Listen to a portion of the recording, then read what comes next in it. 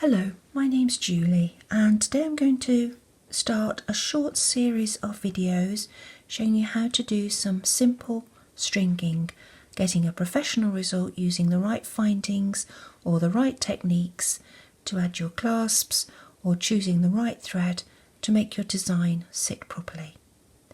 Today I'm going to make a single string necklace using seed beads, a few lightweight feature beads, needle and thread, and most importantly how to use Calotte Crimps. These are lovely little findings that will help you to get a professional finish at the end of your design. Before we start, I'd like to have a little look at the findings we're going to use. Now I'm going to use a bolt ring fastener. Now the bolt ring fastener comes with a little tag, so that's both sides of the fastener in one, but you can use a twist fastener or a lobster fastener, or you can use a separate fastener with a split ring or jump ring on the other side. Whichever one you want will work with a Calotte Crimp. Now the Calotte Crimp is the interesting finding today. What we have is a little device that will hide the knot at the end of your thread. So when it's finished, it will just look like a solid metal bead and it will give you a professional touch to your design.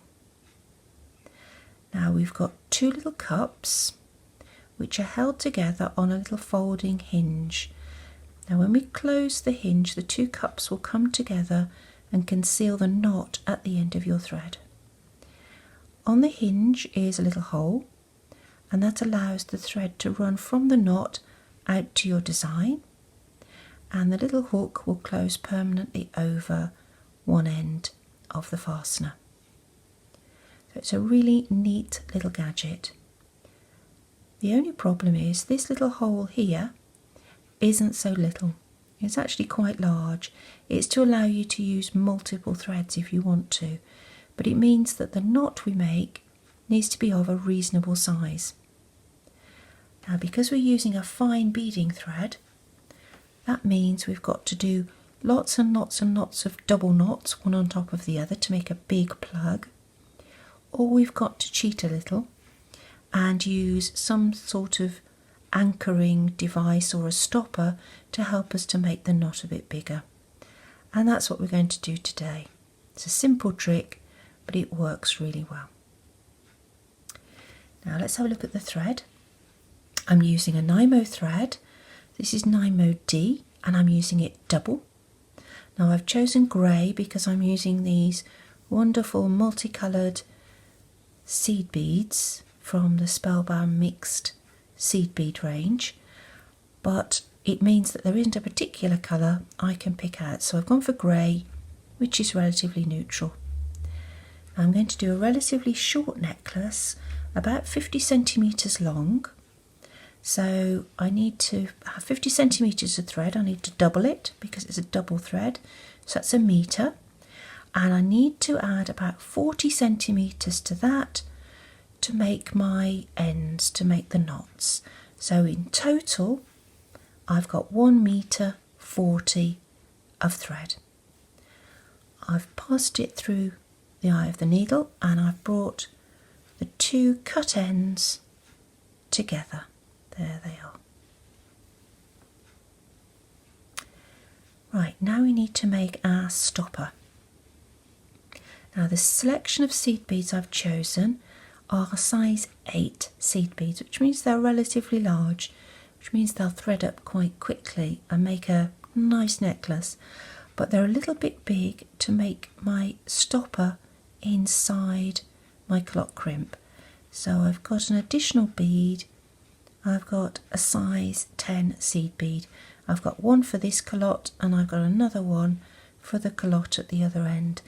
Now a size 10 will do, or a delica bead, or an 11, or a 15, just a seed bead that's a little bit smaller than an 8. Right, now I need to attach this to the end of my thread to make a stopper. So I'm just going to thread it on to one cut end of the thread. As you can see, it's easier said than done, so sometimes it's easier to put it on the needle end and then just pull one thread through. And there we go. That's it now on one end of the thread. I'm going to bring the other end of the thread parallel so the two cut ends are together, and I'm going to tie a knot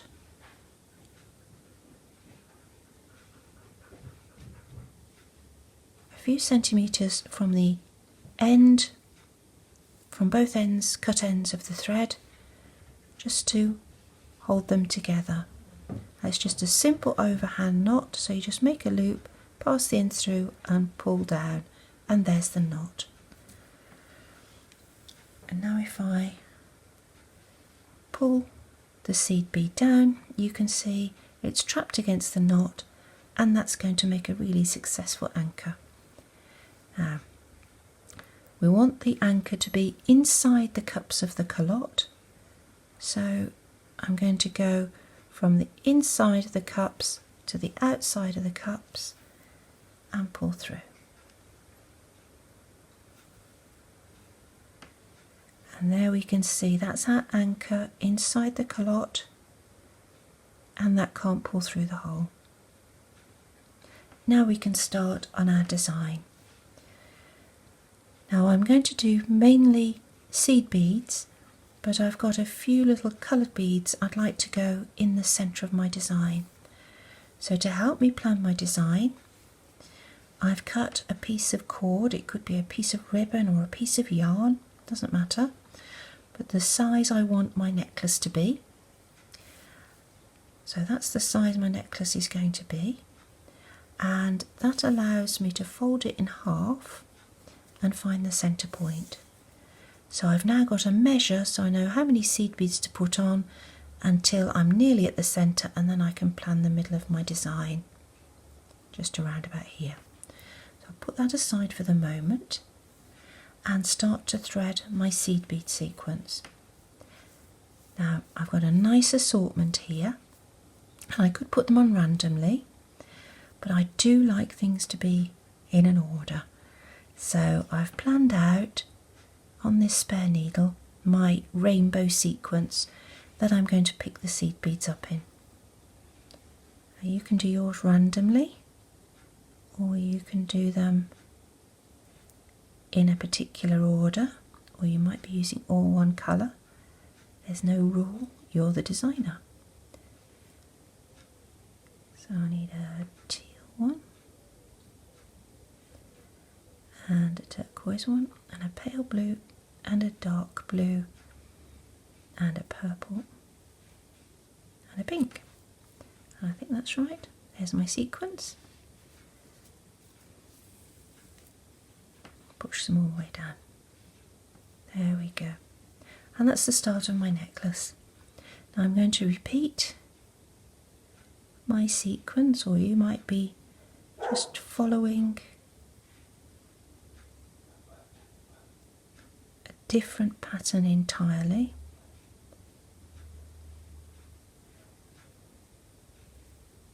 That little interruption was Jess the dog, who's just come back from her walk.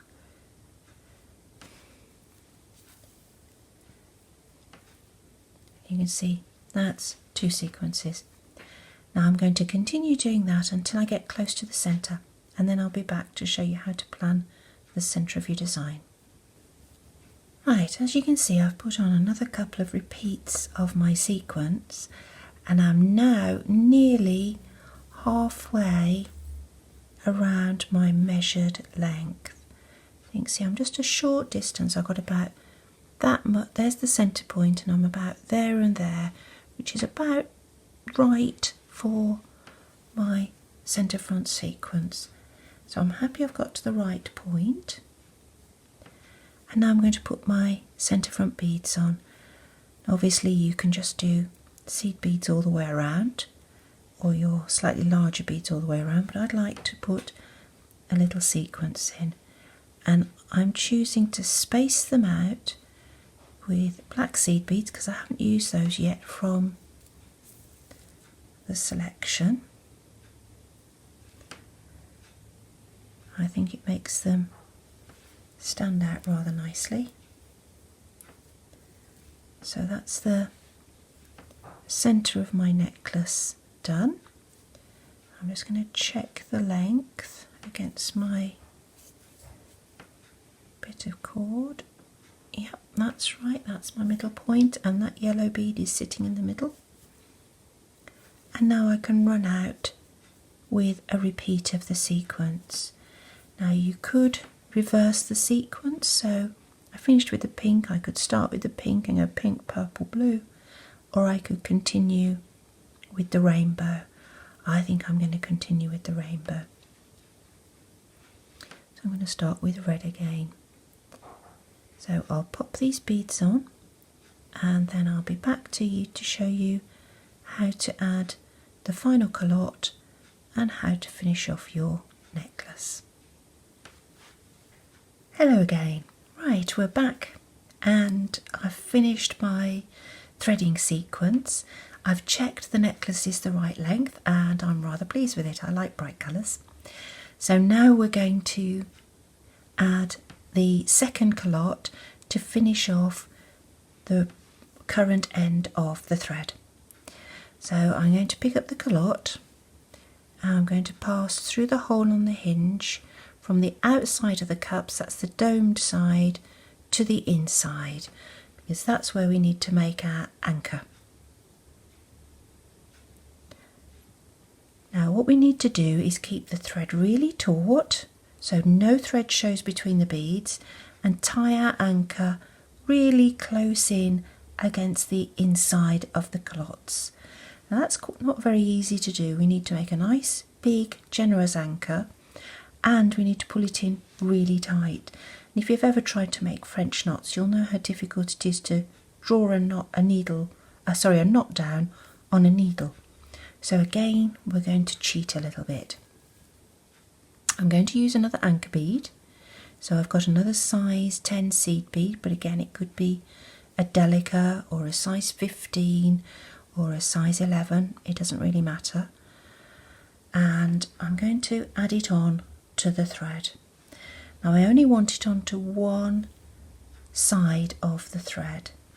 So what I'm going to do is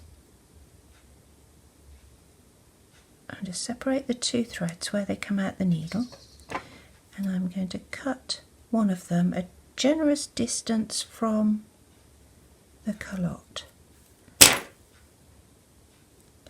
So now I've got one single thread coming out of the calotte and one still attached to the needle.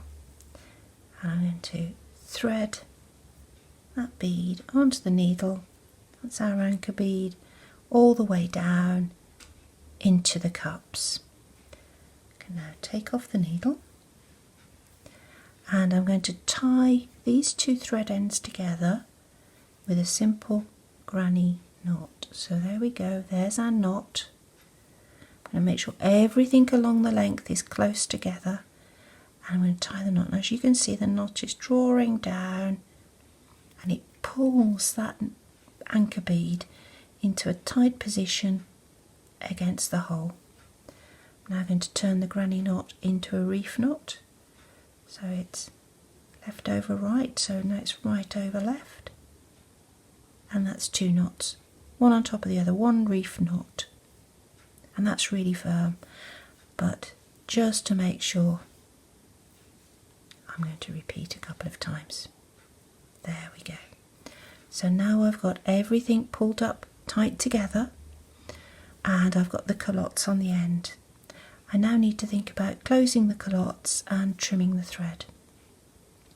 Now before I close the calottes, I'm going to make everything a little bit more secure.